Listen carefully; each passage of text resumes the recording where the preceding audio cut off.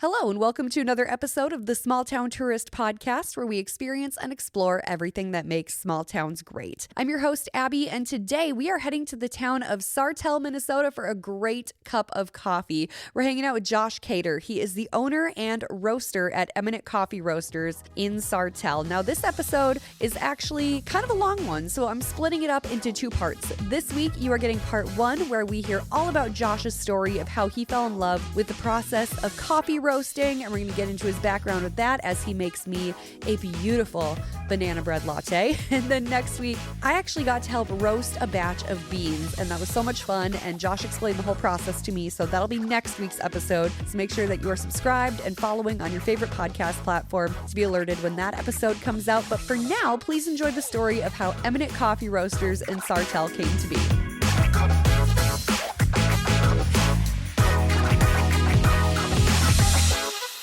All right, so I am Josh Kaeter. I am from Sauk Rapids, actually, so right across the river, born and raised. And I roast coffee, really good coffee.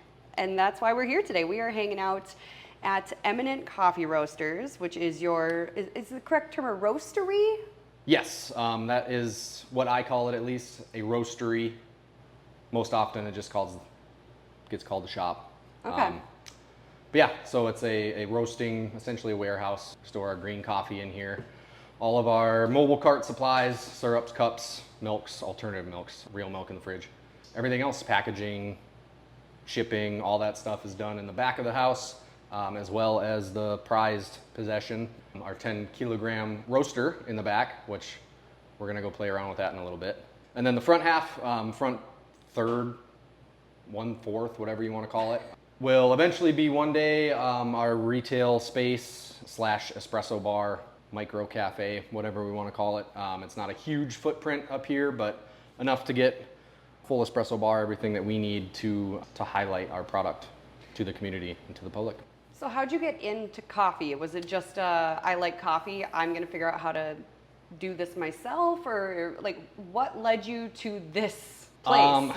Yeah, long story. Short story, long story, over a span of many years, I guess. So obviously I always drank coffee, as most people do in, the common limited aspect. Prior to this, completely different life at this point. I was in the Marine Corps for 5 years, a couple of deployments to Afghanistan. So obviously you don't sleep a lot. You gotta be awake, you gotta be alert and active.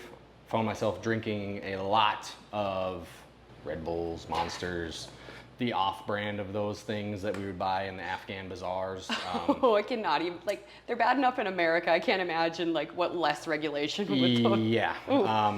Brutal. I mean, just the way that you would feel after a mission drinking those, just not even, jittery is not even the right word. Out-of-body experiences just from the constant consumption of these Chernobyl energy drinks, whatever you want to call them. So yeah, eventually started looking for just a better source of caffeine, I guess. And what's the most natural thing that you can think of as a caffeine source other than coffee? So started switching to that, just drinking straight black coffee, because that's what I would see my senior Marines drinking. It's like, oh, these guys are hard. They're just drinking motor oil. So naturally that's where it leads you. Years down the road, after the Marine Corps, obviously kept drinking coffee. Got a little bit deeper into it, more involved, I guess. Still not to any of this capacity. Again, just kind of oh, this one it's still bitter. This one, did down that road trying to find a single coffee that you really, really enjoyed. And I found one. It was a single origin Colombian, roasted by, couldn't even tell you the name of it at this point, some company out of Denver. Tasted like the thickest milk chocolate hot cocoa you've ever had in your life. Sounds heavenly. So that was my go-to every single day. And then one day it just completely changed. The flavor profile wasn't there anymore. And it's like, oh man, am I brewing it wrong? What did I grind this wrong? What did I do to make it not taste like it did yesterday? Right. And that kind of opened the door. Started looking into it, why did this change? It's like, oh, maybe they roasted it too long. Maybe they roasted it not long enough. Maybe it was a Friday and they just weren't paying attention and roaster ran away on them. Or it could have been before that even. Maybe it was a different harvest. Maybe they changed the bean itself. It wasn't from that specific region, that specific farm, that specific farmer, whatever it is. Maybe the climate changed from harvest to harvest. They had a drought, got too much rain. The world opened up at that point. And still, that wasn't even what grabbed me. More years down the road, but again, that opened the door. At this point in South Carolina, finishing up college after the Marine Corps, obviously, so 5 years later than everybody else. Needed something else to do in between classes. So I was like, all right, gotta go find a job. And I kind of gravitated towards this one section of town that was real close to school, getting revitalized. It was like an old cotton warehouse or something. So at this point, they had a veteran-owned brewery on the far left. In the center was like a mercantile home goods store. Literally, it was called the Mercantile. They got real creative with the naming, I see. Yeah, and then there was an empty space, same size as the other two, that was under construction, and then literally like a shoebox on the far right. And that was a coffee shop, a coffee roaster, small independent owned company. And I've been in there a couple times. They were doing good stuff. And I found out that that spot that was being constructed was for them. Okay. And I knew that they were roasted because you walk in, you can't miss it. It's Right. a 12 kilogram roaster, bigger than the one we've got back here. Dead center in this tiny little room. Their little cafe space was behind a window in the wall back there. So they had all their green coffee, their roastery, their cafe, all this stuff in less than 450 square feet. And they were moving into over 4,500 square feet. So I was like, well, if I want to learn how to roast coffee, because at this point it was interesting from doing that research previously in life. It's like, well, I can go learn how to brew beer, which even in, what year was this? 2018 maybe? 2017, 2018, something like that. It was like, they're everywhere. The beer boom. Can't throw a rock without hitting a brewery. So I can go do that, or I can see if they'll teach me how to roast coffee. So that's what I did. I walked in and said, you guys look like you're gonna need help. I'm interested in learning how to roast coffee. What do you think? And they're like, yeah, absolutely, we'll bring you on. We're gonna need more help very, very soon. We'll teach you everything that we know about roasting. But before you do any of that, you have to learn all of this. Okay. So the cafe side of it, the baristaing and all that. So that's what I did. Learned how to make coffee, how to serve coffee, how to talk to people again. And then after hours, they would teach me how to roast. So I learned everything that I could from their roaster at the time, and then eventually just kind of took everything over as far as production roasting, I guess. And at this point, we were in the new space. So I was mainly working up front, just kind of quickly, I don't want to say rose above, but proved what you were worth. right, quickly ended up managing the front of the house operations. And then again, after hours, I was going to the back, firing the roaster up and roasting the profiles that I had been taught and learned. But this was in the southeast, like just south of Charlotte, North Carolina. And even back then, specialty coffee industry was booming at that point. So was tasting coffees from all these different shops, all these different roasters throughout the southeast. And we were using the same green coffee, the same raw product that they were using. And it's like, why does theirs taste so different than what I am doing? And again, that got the wheels spinning and started researching more and more on my own. Like, what am I doing wrong? What are these guys doing? How do I match what they're doing? And just batch by batch, trial and error. Fortunately for me, unfortunately for them, you know, I was testing roast profiles on somebody else's coffee. Right. Now it hurts to do that because it's my coffee. I'm buying the raw A little more product. skin in the game. Yeah, but thankfully at this point, you know, everything is pretty dialed in, and I only have to make minute changes at this point. But yeah, just kept roasting batch by batch. So like, okay, maybe this needs to just be dropped earlier, dropped lighter, not as hot, and just kept doing that. Little by little, dropping temperatures, all this stuff. And I was getting immediate direct feedback from our customers. And they're like, oh my God, I don't know what you guys did this week, but like this batch of your medium blend is amazing, or this batch of your espresso is amazing. Like, what are you doing? And he's probably gonna hear this, so sorry, Ryan. I think he knows at this point, but he didn't know that I was doing this, right? Okay. I'm just in the back doing what I do, right? And I'm just dropping stuff a little bit lighter, a little bit lighter, a little bit lighter. And then they would come to him and they're like, oh my God, like this is the best batch you guys have ever done. And he's like, what are you doing back here, man? Like consistently, like every week we keep getting more and more compliments. Like, what are you doing? I'm like, I'm just dropping it lighter, man. Like I'm not roasting it as hot. Like, yeah. Simple as that. He's like, all right, you got the show, do what you need to do. Like, you got it figured out. Yeah. You're continuing to figure it out, like, roll with it. So that's what I did. Just kept experimenting, I guess, on the company's dime, the other company's dime. I mean, to be fair, it was making them dimes too, so. Right, exactly. And people were liking it, so it's all worth it. Yep. So at that point, you know, I had the barista side of things pretty well down. The roasting aspect of it was still figuring it out, but was, you know, getting my feet under me and figuring out what I was actually doing back there rather than turning a machine on and going to this point over this amount of time and dropping it. And then, let's see, at that point I started, they had a green coffee buyer. So directly, like, his role was to travel and find coffee. That's the gig. That's the gig. That sounds like something off the Travel Channel that Yes, you could only it literally dream is. about. You just go to coffee farms in different parts of the world and you create relationships with farmers or co-ops or importers or whatever it is. And then you contract coffees that you're standing in front of on the farm. Like, That's if you're crazy. lucky enough to be there at the right time of the year, like, they're harvesting it while you're there. And it's like, okay, yeah, sign us up for this many kilos of that coffee. I want that. Yeah. So yeah, again, that's the gig. That's the sweet spot in the industry. But yeah, so they had a coffee buyer. I was roasting. At this point, I was we had baristas under me that I was kind of like, all right, these guys they're ready. Mm-hmm. And I'm back there way too often, need to be back there more. Let's start giving them more responsibility and putting them in charge of the front of the house. And then the world collapsed. We had to fire everybody, COVID, you know how it goes. So we went from like 24 employees at the time to 1 employee. I was the only person left that was being paid. It was that big of a hit. So that we had to but let everybody go except for obviously the owners.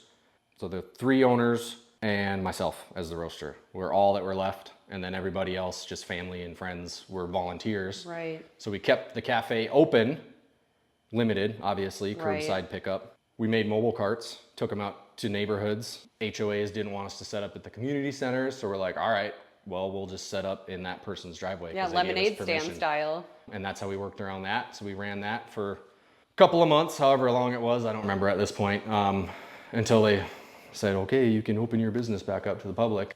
And then we started bringing people back in and just bringing the same employees back. People were so appreciative that we stayed operating, not even open, but operating. Yeah. Like roasting coffee that they could come and pick up and take home and make for themselves, or bringing mobile carts out to their driveways, not even their neighborhoods. Well, coffee is just such a ritual. Like, when you Exactly. have a brand of coffee you like at a place you like to go to, and you see the same person every morning giving you your coffee, starting your day, Yep.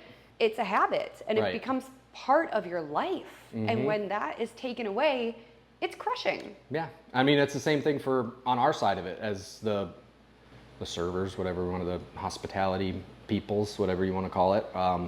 Yeah, same thing. Like, you get your regular customers that become friends. Right. So yeah, I mean, I couldn't imagine how worse off that whole period of time would have been for everybody had that aspect, that ritual, been completely cut out. Right. But yeah, long story short, I guess we did all that, brought everybody back, and at that point I was like, guys, I just don't think that I need to be up front anymore.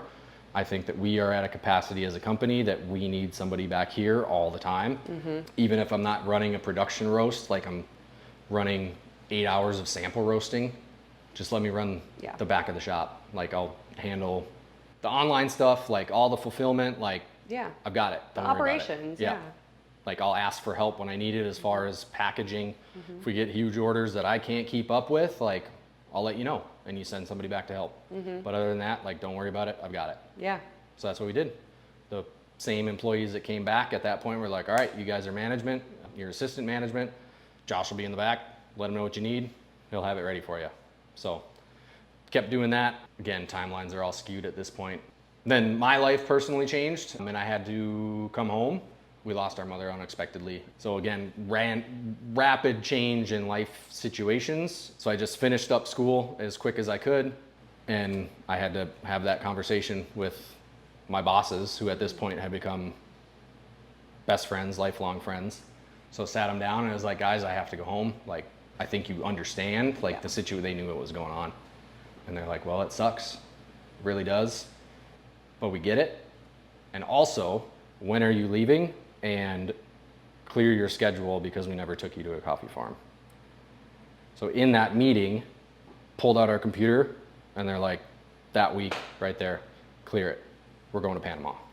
So as I quit the company, they bought plane tickets. Oh my gosh. To take me to a farm. What a testament for like just cool people. Yeah. Cool people. Yeah. And I mean, to this day, like talk to both of them every single day of the week, just about. I wouldn't be in this current situation without their guidance, without their mentorship. And I reach out to them almost on a daily basis. Like, I'm not a business owner. I'm not a businessman. Like I'm just a crusty old Marine that knows how to roast coffee, right? Oh my God. So again, their mentorship, their leadership to this day, still extremely vital to get this to where it is right now. But how cool to have those future. people in your back pocket. Right. And I mean, at this point, that was right before, so we had one location in that cotton warehouse. That was the roastery location, which is now their flagship location. So as soon as I left, like a month or two after that, we opened the second shop in the town next door. Dang. So like I felt bad enough that I was like, you guys, like this business is growing and it's expanding, and your roaster, that's a pivotal part of your coffee business, your coffee roastery, your specialty coffee roastery is leaving. Right. And I had nobody underneath me that I was really training up. So I had to find and pick. Thankfully, we had a barista, an employee up front that was interested in it enough to the point where I was like, all right, dude, come back, like crash course, 2 weeks. I'm going to tell you everything I know. And thankfully he had the same mindset as me, like latches onto something and that's it. Like he's figuring everything out that he can about it. And that's what he did. So that's awesome. But yeah, at this point they've got like 6 cafe locations throughout the Southeast, major collegiate partnerships. So big name colleges throughout the Southeast, they are the official coffee partner for them, multiple individual blends for those.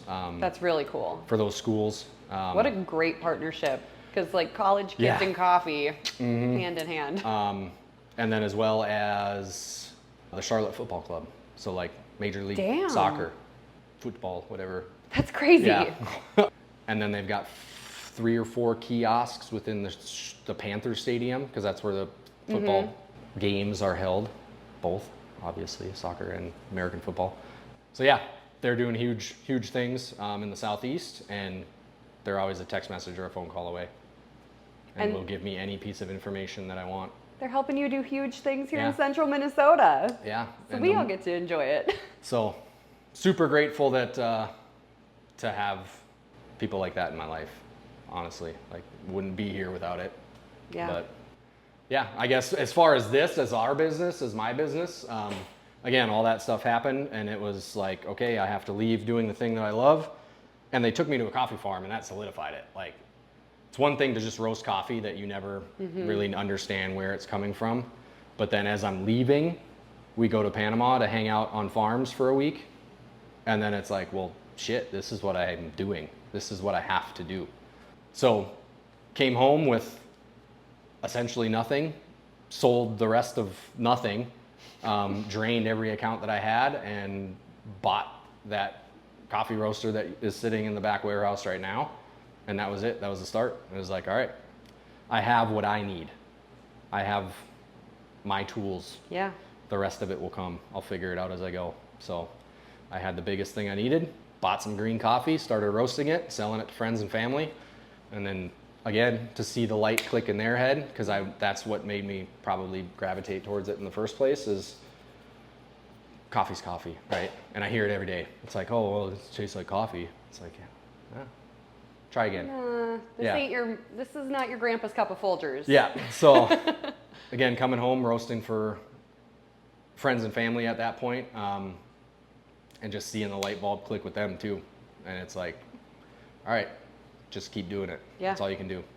And I mean, you see other businesses in the area, and this is just an aspect of life that I try not to do, but it's hard. You catch yourself doing it all the time. Like, you cannot compare yourself to anybody else. It'll ruin you. It'll drag you down. It'll eat you alive. And you can tell yourself that every single day of the week, but it always catches up to you, and you always catch yourself like in those moods or modes, and it's like, oh, I'm not where that company is, or I'm not where this person is, and it's like, can I swear on this podcast? Of course. Okay. We're And it's adults. like- I declare it's like, open swearing. dude, shut the fuck up and like stop and look around and think about where you started, and not even in the industry. Like that's even a wider span, a wider picture. But hone in, just shut the fuck up, stop, look around you, go stand at your cupping table in the middle of your coffee roastery, stand in the middle of the building, and just look around you and see like where you have come from absolutely nothing. Mm-hmm. And yeah, I mean, you catch yourself doing it every day, but you have to be able to stop and show gratitude for where you've come and how much you have accomplished, you know, thus far. Nowhere near where I want to be, where I think we need to be, where we should be. But again, who's to say, you know, who makes those parameters other than yourself, obviously. But exactly. I'm so glad you brought that up. I literally, like, as I was driving across the bridge to come here this morning, I was doing the same thing. Because, like, I see other people doing what I do and just, like, going on, like, oh, I should have more podcast downloads. I should have more clients. I should. I'm like, pump the brakes, Abby. You are fine. Yeah, and that's one of the many downfalls of social media, you know, is that you get to see, and again, most of it's not real anyway. Right. Everyone just puts their highlight reel on the internet. No one shares what they're actually going through. And God, if I made like day in the lives of Josh at the roastery, like no one wants to see that. I'm sure Actually, they would. I think you might be I'm surprised. sure they would, but like, yeah, you don't get to see that stuff. You don't see the business side of things, like, which I absolutely hate. Like, I never want to be a business owner. Let's be honest. Like, that shit sucks. And that's hard. Half of the time, that's what like gets you into those moods. Like, is the business aspect of things. And it's like, get it out of your head. Like, none of it matters. What are you doing at the end of the day? You wake up, you come to this space, and you go back here and you just do what you love for 8-10 hours a day on production roast days. You just sit back there and fry because it gets hotter than hell back there. But you're enjoying it, every single second of it. Like, every single batch of coffee that I drop in there and I roast, I'm learning something. Every single time. Like, you think you have a coffee nailed down, you think you have the profile nailed down, and the same thing with how the green coffee changes, the flavor profile changes. Same thing on the roaster. If the ambient temperature in this building is like a degree or two off than it was yesterday, if there is a little bit more moisture in the air, inside or outside, like, that machine's gonna run differently. That coffee is going to roast. That sensitive. Yes, that coffee is going to roast differently from day to day, as it ages, as it sits in the and even in a climate controlled warehouse. Right. You know, you're doing everything that you can to keep it as stable as you possibly can, and it's still going to change. But it's fun. You get to learn every single day.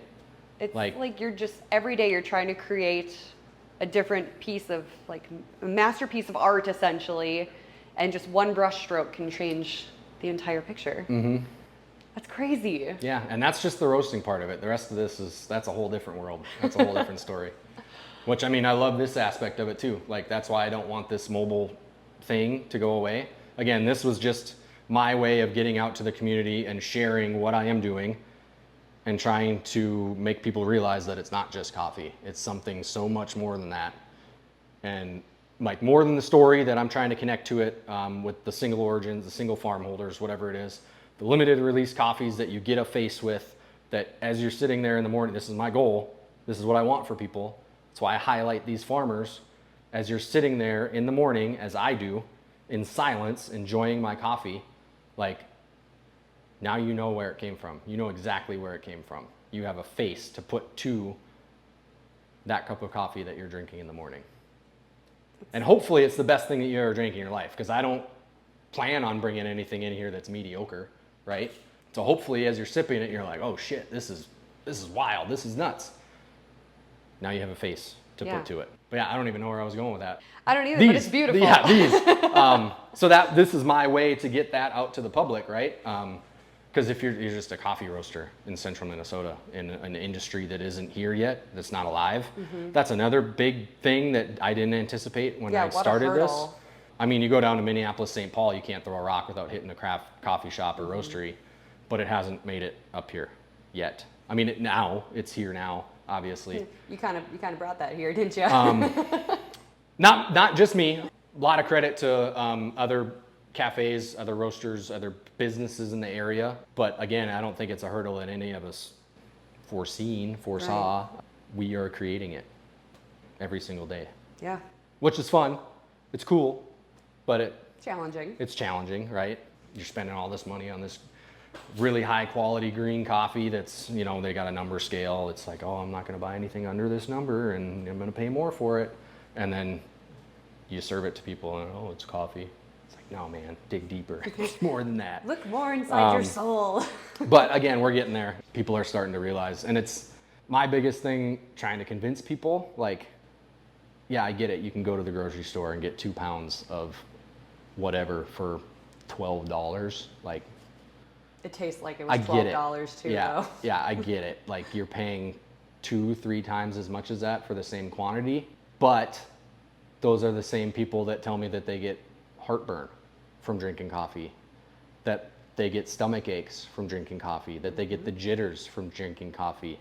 It's like, okay, you do this every day and you're torturing yourself by drinking low quality shit coffee that's probably got mold on it, that's been sitting on the shelf for 6 months, ground. Yeah. Like, invest in yourself. Treat yourself. Try it. Yeah, not even treat yourself. Like, it's your health, it's your body.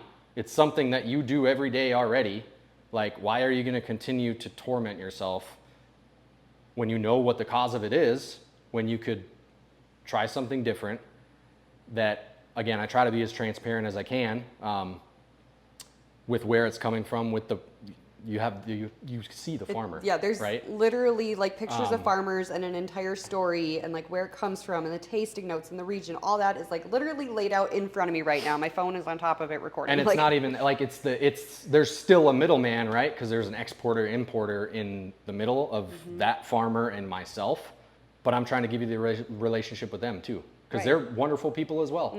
Like the Rwanda that we're currently still running. I hope to keep running it for a long time. Kenny from Rwanda, born and raised in Rwanda, lives and works out of Rwanda, the founder of Higa Coffee in Rwanda, right? Exporter of East African coffees. Met him in South Carolina. This was after I started this business, actually. I went back for an event. But anyway, they're like, yeah, you got to meet Kenny from Rwanda. I was like, okay, cool. Go meet Kenny from Rwanda and find out that he went to high school at St. John's Prep. No way. And he went to college in the cities. Oh my gosh. So like Kenny from Rwanda? All he knew of America prior to starting his coffee import company was Central Minnesota. It's like, what the fuck? How does that happen? Yeah. And it's not even that I met him in Minnesota. I met him in South Carolina where I started in coffee with the people I started with coffee with. And then it's like, now I'm back home in Minnesota away from all these people. And here's Kenny. And it's like, God, Jesus, this is nuts. Absolutely insane.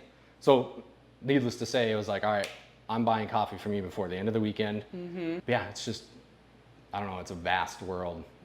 I don't know how else to explain it. It's really cool. And I got sidetracked again on what I was getting into. But the beauty of a podcast is sidetracking is what makes these things great. Yeah. So yeah, you got these really cool coffee carts. And you have just like kind of a vision for this front half of the room to be a place for people to come, get an espresso, taste it, buy product. Yeah, so I mean, right now I sit, again, Monday is like the production roast day, so I sit back there for 8-10 hours a day just roasting constantly to try to get ahead of myself for the rest of the week. Because for anybody that's listening and that does not know this, Roaster Josh here still does absolutely everything for this business by himself. That is changing currently and will continue to change into the future, but everything up to this point, it's been me. So again, I try to get ahead of myself, beginning of the week, roast everything that I know I need and a little bit extra. Like, I can't tell you how many times I've roasted as much espresso as I think I'm gonna need. And then I get to Thursday or Friday and it's like, shit, I didn't roast enough for myself. Like, I still have to go run these carts around for myself. Yeah. And I just sold it all. And I have to let it sit for at least 48 hours. This is in my mind. Right. You can drink it right off of, as it drops from the roaster, but I do not suggest it. I like to let it rest to degas because I still think it tastes like green beans, like pea soup, because it's still degassing. So I like to let it sit for 48 hours. But again, roast all this coffee, send it out the door, and then you get to the end of the week and you're like, shit, I don't have literally anything on the shelf roasted for me to serve to the community. I could roast it today and serve it tomorrow, but then I'm sitting here like, I wouldn't drink that. Right. Because it's still and green. You want to put out the best quality Yeah. product that represents you and your business. Yeah. And again, sidetracked. But yeah, so I was sitting here all day long, all week long, and we got this beautiful walking path out here. And I just watch people, even through the dead of winter in snowstorms, walking up and down this street. And it's like, I can put this sign out there and have this roaster running, because I get people that I don't even know work on this street or walk on this street, and they'll come find me at a cart event and they're like, yeah, I know exactly where you are. I walk past it and I can smell you roasting. Or they're like, I smelt you roasting from 2 blocks away the other day. So yes, I think that at some point when it's possible and able, I need to get this front half open. Right. Not just for a spot where people know they can consistently come and get their favorite fresh roasted coffee, right? Because we have retail partners in the area, but you can't guarantee that it's going to be there. Right. So that is one aspect of it. The home brewing equipment that you can't get other than on the internet. So if you do pour overs every morning and you run out of a filter, it's like, shit, I got to order it and wait 2-3 days for it to show up. And I'm using a dirty sock or whatever it is, cheese, I don't know. Whatever loose piece of fabric you can find. To make your coffee for the next 2 days, or buying it on your way to work and you're not really caring for it because it's not the same quality that you're drinking at home. So that's the main aspect of it, is a retail space where people can get their homebrew equipment, get fresh roasted coffee, and then obviously the espresso bar comes with it. Because again, I personally feel like I need to set the standard for our wholesale partners. Yeah. Because the farmers, they can do everything in their power, and they put their life, this is their life work. Like, they're generational farmers. This is all they've done. It's all their family's done. It's all they know. And they work so fucking hard every day to bring us this raw coffee, right? This beautifully curated raw coffee, right? And then I do everything in my power as the roaster to highlight that bean's potential as best that I can. Half of the coffees that come through here, it's not like a light, medium, or dark thing. It's literally, if I have to take this bean darker because that's when it opens up and really gets flavorful, then it's a dark roast. Sorry, like, that's just how it's gonna be. I'm not gonna roast it lighter because people want a lighter roast and then give you a sub-quality tasting brewed coffee just because it's not been in the roaster long enough. Right. Or vice versa. Like, I'm not going to roast the piss out of it if it's a beautiful floral fruity don't wreck bean. it. Yeah. Because Central Minnesota wants their dark roast. It's like, okay, well, if you want that, I'll get you something dark. We'll find you a dark roast. But so yeah, the farmers can do everything in their power to ensure that it's the highest quality that they can make it. I can do everything in my power as the roaster to do the same. And then if it goes out and it's just brewed improperly or incorrectly, everything before that is for nothing. Right. And that's when people come back and they're like, oh, it tastes like coffee. It's like, you just didn't do it right. Something went awry. Yeah, you just didn't do it right. So yeah, that's the idea behind finishing this space out, other than the other things that are in the works for the neighboring town, which I guess we can talk about that too. What's in the works? We have a date. We have a somewhat of a date. So other than this space, this is unfortunately probably going to get put on the back burner again, because again, it's still old Joshy Poo here doing all this stuff, waiting for the right people to find it and assist. But I need to shift attention to what is happening, what is a sure thing at this point, which is our first standalone cafe location out in St. Joe. No way. Yes. So if anybody has heard the rumblings or seen the sign, there's signs up out there. They are building what I'm calling a gourmet food hall out on Minnesota Street, downtown St. Joe, Minnesota and 2nd Avenue, where that old service station was, old pump station, whatever. So yeah, it's the House Food and Tap is the name of it. They are going to have 3 gourmet kitchens, restaurants, whatever you want to call it. Big names. When those are announced, big names. 30 plus taps on the wall, which I believe is all going to be like self-serve taps. It's all like pay for whatever. People have seen those at this point. Same thing with the restaurants. Like if you bring your family and your kids want this from over here, but you and your wife want this from over here, like you can order it all right off your phone. Like we want this from here, we want that from there. Wow. So you don't have to go stand in that line, stand in this line, what have you. And then over in the corner, there's enough space for a coffee bar. And I have been fortunate enough that I stumbled upon it randomly on a Facebook group. I was like, oh, what the hell is this? I have no idea what this is. Read into it, looked into it, and was like, well, shot in the dark, see what happens. Sent them who I was, what I was doing, and next day, like, got the phone call. Talked for over an hour. That following Monday or Tuesday, that was on like a Saturday afternoon. Sent it on a Friday, Saturday afternoon, chatted on the phone for over an hour. And then the next week, they were in here to check the space out and to actually see what was going on. And it was pretty much done deal from there. That's crazy. Yeah, and it's like literally like the dream scenario come true, just with the way that everything works with that specific location and with that deal. Especially as just one dude that loves to roast coffee and share it with people. Yeah. And the main goal with that space is to create somewhere for smaller businesses, smaller startup businesses that can't afford a brick and mortar. Right. Like, I'm already in a brick and mortar, right? I get asked that question all the time. Do you have a brick and mortar? It's like, oh, yes and no. It's a roastery, but you can't come in. Right. You can, if you see me here. Right. Come on in. I love showing it around. I love making people stuff off of this and not selling it because legally I'm not allowed to do that because of the way the permitting works. I can't do that in this property, but I can go on the sidewalk in the street and do it. Whatever. That's a conversation for a different day. Yeah, government regulations.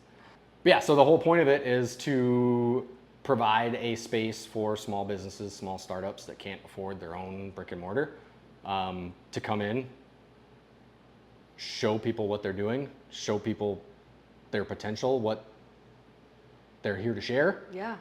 Build their passion, brand, build their name, hopefully build enough, revenue and everything like that, that eventually they can pull the plug and say, we're building our own space over here. They've served their purpose. Everybody's happy. They bring in a new business, rinse, repeat. And the whole time it's just a launch pad. Wonderful space to meet in one of the coolest fucking towns in this area. Right. And I mean, they didn't even think that coffee was going to be something that they were going to do in there, obviously, because St. Joe has got a cafe space, but that was the number one thing that came back from the public. They sent a survey out, like, what else do you want to see? And that was the number one thing that came back, was more coffee, bigger gathering space. And that's what that space is going to be. That's going to be amazing. What a great opportunity. Yep. So I don't have like a grand opening date because it's an empty lot still. New construction, again, government regulations, everything gets permits rolled multiple times, and it already has a couple of times, but we're sticking shovels in the dirt, I think August 19th. Okay, very exciting. So we'll see how quickly we can get everything else done after that, and obviously I got a bunch of stuff to figure out on my end, but yeah, but how it goes. It'll all happen. Yeah. Everything happens when it needs to. So yeah, that's the main priority now. And for those of you that love coming to find, the mobile carts, wherever those are, again, those aren't going away. You might not see them as often, but again, those are going to be here for private events, businesses, corporate events, what have you. We bring the cafe to you. So yeah, those will stick around. I don't know what else to say. I don't know. I mean, let's take a lap around I still haven't. I we gotta make you this. We got sidetracked. I'm gonna get you fresh ice because that's mighty old at this point. I specifically didn't get coffee this morning, so I woke up, I had to get a tire changed on my husband's car, and then I went to the gym, and then I had to go buy a new putter because I'm playing in a golf tournament this coming weekend. So like I've had a crazy busy morning, and I'm like, you're not getting coffee, you're gonna have coffee at noon. No coffee, you're gonna be fine. You still could have had some. I could have, but. Same on this end. Fridays are always a shit show. Fridays, when you run your own business, Fridays are a shit show. Chamber meeting in the morning, so that's 7:30, 7 o'clock is the start of that. Before that, I had to come here because I didn't finish something yesterday. So I came here to finish that in the morning, then went to that, and then immediately from that, God, what did I do? Came back here, finish up something else, and then I had to go home because the installation guy was coming to do a quote for that. So I had to go home, meet that guy, and then come back here, doing this, and then I gotta load the trailer up and go out to St. Joe. Yeah, I gotta go home and load up and go to St. Joe tonight too. I'm DJing at Obink. Well, come find the cart at the farmer's market beforehand, and I'll make you another banana bread latte. Deal. So you actually get to try our actual espresso blend.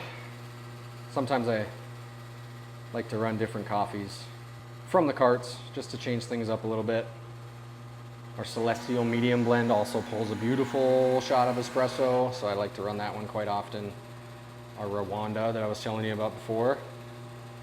Beautiful, beautiful espresso. That's another thing common misconception, I guess. Espresso blends, espresso coffee, it's not a specific thing. I mean, typically you're gonna roast it a little bit darker, a little bit longer, just because it kind of becomes less, I don't want to say acidic, because I hate that word, but because none of this coffee is. But if you run a light roast through an espresso grinder and then through an espresso machine, and then you add milk to that drink, a lot of the times, like, it just doesn't get as creamy as you think that you're going to be used to with an espresso-based coffee drink, because there is still some of that. So if you ever try to use a super light roast on your espresso machine and you're trying to pour latte art and you're like, oh my God, it just doesn't work, nothing works. Well, that's probably just because it's a little bit too light. Can you tell you why it's wrong? And I would suggest to run something a little bit darker, but not so dark that it tastes like shoe leather, which is a lot of espresso blends tend to be, and you don't got to do that either. I'm a firm believer that if there's oil on the bean, that it's just not going to taste good no matter what you do to it. Can't do it. That's where your bitterness comes from. In a quality green coffee, obviously. Some commodity grade green coffees, you can do as much as you want to try to make it taste good. You're not gonna get there. It's just bad quality in the first place. There we are. And you're probably gonna want to give that a little bit of a stir, because I can see all the syrup went right to the bottom. So I'll give you this turtle killer, or whatever we're calling them these days, as a stirring utensil. Holy shit, that is so good. I did not expect, when I was making that up, I was like, oh my God, banana syrup, like it's gonna be chemically, it's gonna taste just terrible. But something about that syrup. This tastes like liquid banana bread. It's nuts, yeah. It's wild. This is so good. Yeah. That's quickly becoming like, as I see the cups come along on the cart on like a Saturday morning, it's like, I just know banana bread, banana bread, banana bread. Mm-hmm. Maybe someone will switch it up and get like a caramel macchiato, but more than likely it's gonna be banana bread. Yeah, pretty wild. That's fantastic.